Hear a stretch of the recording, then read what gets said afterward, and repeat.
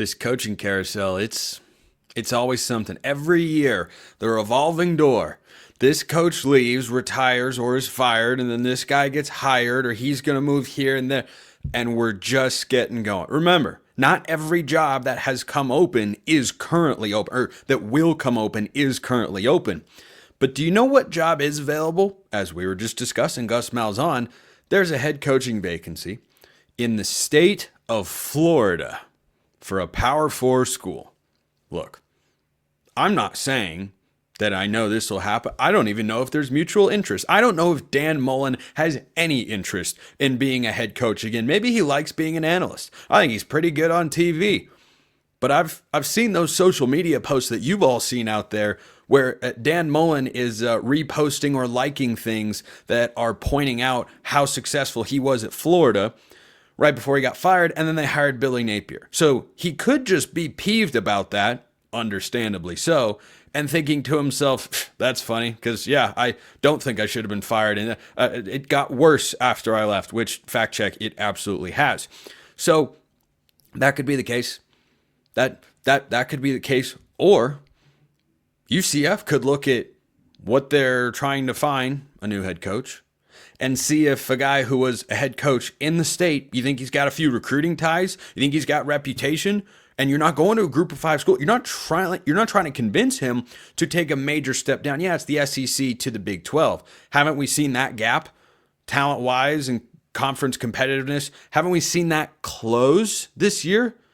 It's just one season, but certainly the gap is closed. UCF is not a bad job.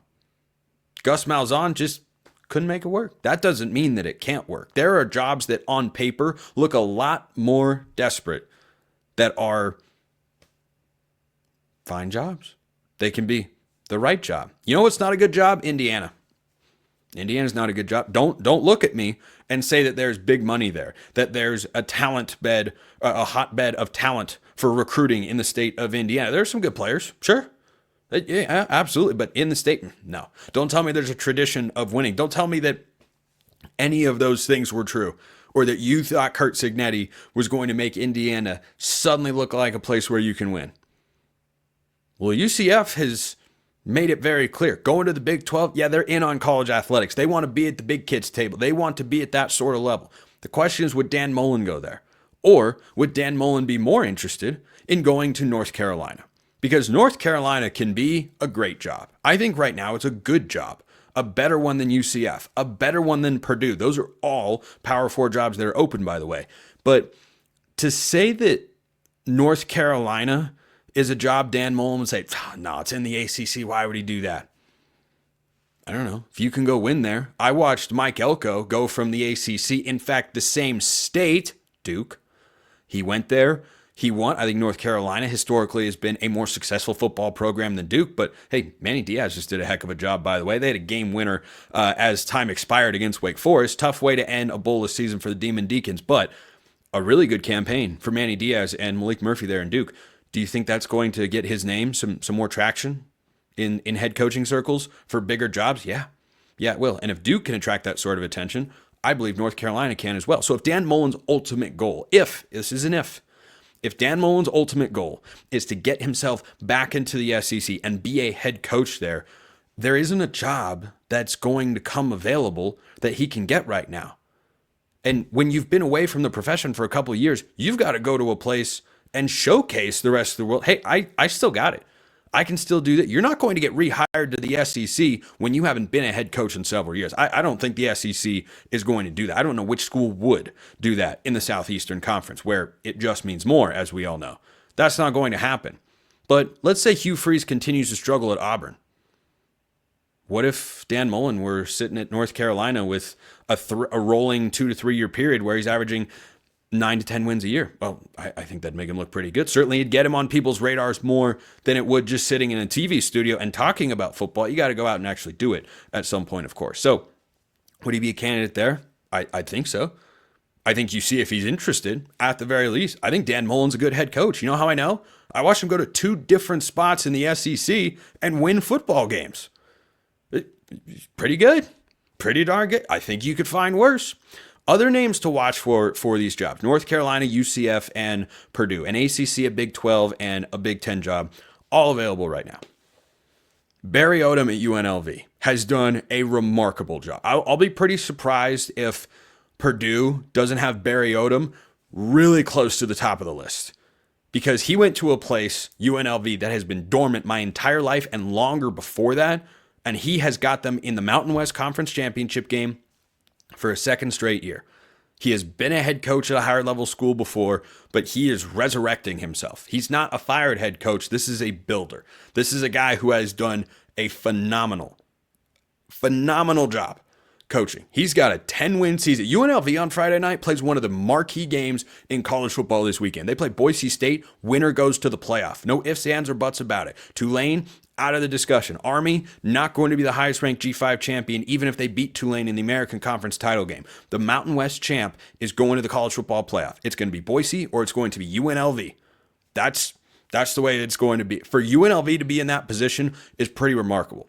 So Barry Odom is a guy whose name I fully expect to pop up for any of these jobs or any other jobs that could come available. Another one that's interesting is Jamie Chadwell, who's the head coach at Liberty. Now, they had a great season a year ago, and Chadwell was at Coastal Carolina, went to Liberty, won back-to-back conference championships with two different schools and two different leagues.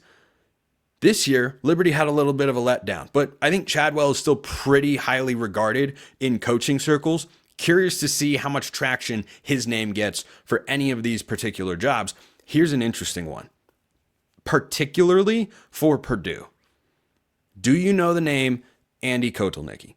Maybe the most discussed coordinator move of the offseason. Last year, it was Garrett Riley at Clemson.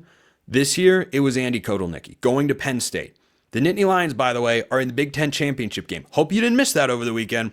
Ohio State loses to Michigan. They're not going to Indianapolis to meet Oregon. Penn State is going to be the next blue blood Big Ten program to get a crack at the Ducks. No one's knocked them off yet. It's a 3.5-point spread in favor of Oregon. Should be a really, really good football game. Those are a couple of good football teams.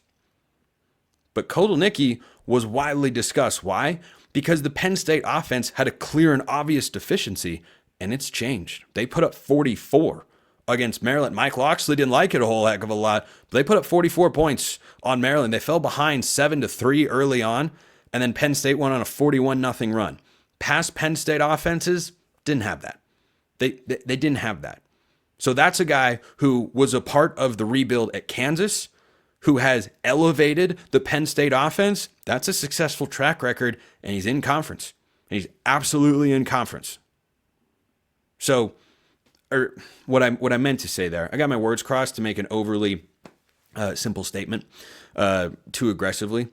It absolutely matters to certain schools, or at least it can for athletic departments, that this guy's in the conference. He understands what the Big Ten is about. I think that can absolutely come into play for Andy Kotelnicki. Here's another name. Here's another name for the Purdue job in particular. I don't think the North Carolina or the UCF job, but the Purdue job, maybe. There are some similarities between the programs at the very least. Jake Dickert at Washington State. I think he wants to stay in Pullman. I think he loves it there. They just lost their last 3 games of the season. Now, he is a good coach. He has done a really good job since becoming the head coach up there. He's a Wisconsin native. That's Big Ten country. The Wisconsin job is not coming open. I know Luke Fickell missed a bowl game. That's disappointing for the Badgers. They're not going to move on from him. But with the Purdue job open, if you're Jake Dickert, would you go? I don't know. He seems like one of those guys that's making family-driven decisions, who wants to stay in Pullman, who wants to make it work at the small school that has given him a great opportunity, and he's shown they can win games there. But let's just say that someone's going to come calling for his offensive coordinator and quarterback this year. Ben Arbuckle, the OC, not as a head coach, but to be an OC elsewhere, and his quarterback, John Mateer, who's reportedly already got multiple NIL offers of $1 to $2 million. If those guys end up leaving, I wonder if he sticks around. I wonder. I don't know. I just wonder. So a couple names to watch. We'll see if any more interesting ones pop up. But the coaching carousel has been ignited. Appreciate everyone listening. I will see you next time. And until then, hope you have a wonderful rest of your day.